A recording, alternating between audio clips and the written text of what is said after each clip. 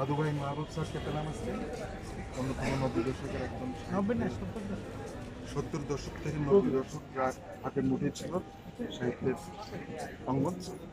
পাশাপাশি আমাদের ভাই জামশেদ ওয়াজিদ ভাই আমাদের অন্য একজন অভিভাবক এই যুগে এই সময়ে এইখানে। যে প্রথমে দাদুভাইকে বলছি যে আপনার এই জীবনে এই প্রথম কি দেখলেন যে রমজানের ভিতরে একুশের বইমেলা? হ্যাঁ, এর আগে তো কখনো রমজানের মধ্যে হয়নি। ওটা দেখার কোনো কারণ হয়নি। এবারেই প্রথম দেখলাম। আমি আশা করেছিলাম যে মেলাটা হয় হয়ে যায় না, আমি আশা করেছিলাম যে এটা ঈদের পরে হলে বেটার। বেটার হতো এটা। এই ঝড় ঝঞ্ঝা এটা ওটা এটা কোনো বড় বিষয় না। এখন এই যে নির্বাচন এবং এই রোজা এই কারণে ঈদ এইসব কারণেই হয়তো এটা পিছিয়ে যাওয়া যেত, সেটাই ভালো হতো।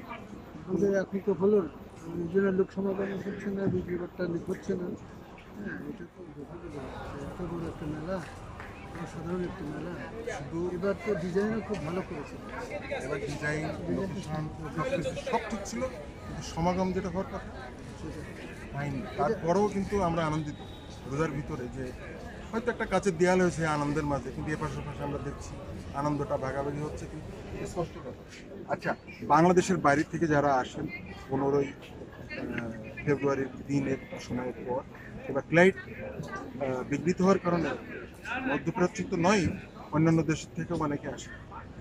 মধ্যপ্রাচ্যে যারা থাকেন তারা তাল মেরে ইউরোপ আমেরিকাতে আত্মীয় মিলেমিশে আসে ঈদ করার জন্য, প্লাস বইমেলাটা এবার ব্যতিক্রম হচ্ছে। এই নিয়ে দাদু শেষ কথাটা কি বলবেন? বইমেলায় এইভাবে যদি আর একবার আসে কেমন লাগে? না, বইমেলা রোজার ভিতরে বইমেলা কোনোদিনই জমবে না, এটা করা উচিত না। বরং এটা ঈদের পরে নিয়ে গেলে সবচেয়ে ভালো হতো। সবচেয়ে ভালো। এটাই যুক্তিসঙ্গত ছিল। সেটা যদি কর্তৃপক্ষ ভাবত, তাহলে আজকে আমরা এইরকমভাবে দর্শক এবং ক্রেতার সঙ্গে বেশি এবং এটা একটা বড় ইভেন্ট আমাদের সাংস্কৃতিক জীবনে সবচেয়ে বড় প্রবাহ, এটাকে বুঝতে হবে। শুধু আমরা ফেব্রুয়ারি মাস চলে গেল এটা ভাবলে তো হবে না।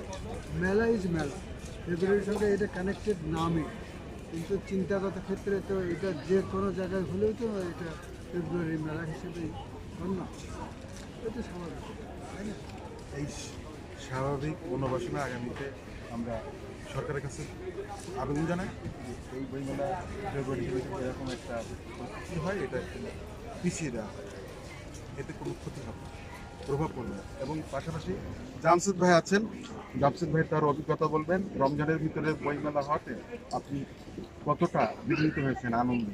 আসলে বিষয়টা আনন্দ বা দুঃখের বিষয় না। বিষয় হচ্ছে যে আপনি এবার তো 19শে ফেব্রুয়ারি বইমেলা করি, তার মানে আমরা 10 দিন বইমেলা পেলাম ফেব্রুয়ারিতে, কিন্তু আগামী বছর তো আপনি 20 দিন বইমেলা পাবেন, তারপরের বছর তো 28 দিন ফুল পাবেন বইমেলা। মানে আগামী আরো 2টা বছর কিন্তু আপনার রমজান বইমেলাতেই পড়বে। এবার হয়তো একটা অংশ পড়েছে আগামীতে, এবার রোজা শুরু হলো কত 19 তারিখ, আগামীতে রোজা শুরু হবে 10 তারিখ, তারপরে রোজা শুরু হবে 1 বা 2 তারিখে। তার মানে 3টে বইমেলা কিন্তু এফেক্টেড হবে এবং একটা বইমেলা ফুল রমজান থাকবে, যেটা 2 তারিখে যে মানে বইমেলাটা হবে অর্থাৎ আগামী বছরের পরের, অর্থাৎ 28 সালের বইমেলাটা কিন্তু ফুল বইমেলায় কিন্তু রমজান থাকবে।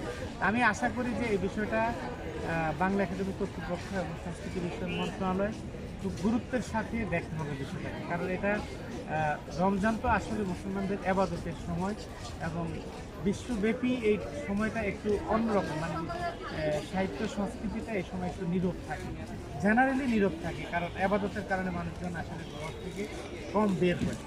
আমি আশা করি যে এটা হয়তো তারা যদি জানুয়ারি 1 তারিখ থেকে 28 বা 30শে জানুয়ারি করতে পারেন, অথবা মার্চের 1 তারিখ থেকে 30শে মার্চ পর্যন্ত করতে পারলে তাহলে এটা সবচেয়ে বেটার হয়। জানুয়ারি মাসে স্কুল কলেজের ছেলে মেয়েদের চাপ কম থাকে, স্টুডেন্টদের।